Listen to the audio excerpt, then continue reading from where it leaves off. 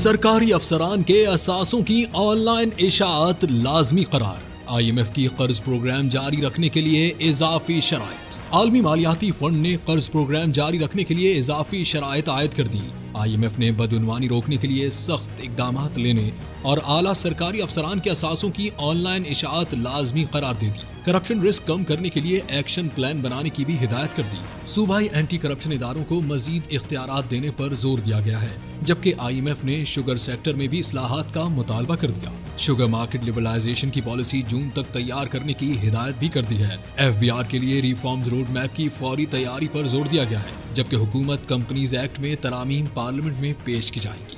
IMF के मुताबिक तारकीन वतन की रुकूम पर अखराजात की लागत का जायजा लिया जाए। तरसीलात ज़र की मुंतकिली की लागत पर जामे रिपोर्ट की तैयारी और मुकामी करेंसी बॉन्ड मार्केट की रुकावटों से मुतालिक स्टडी लाजमी करार दी थी।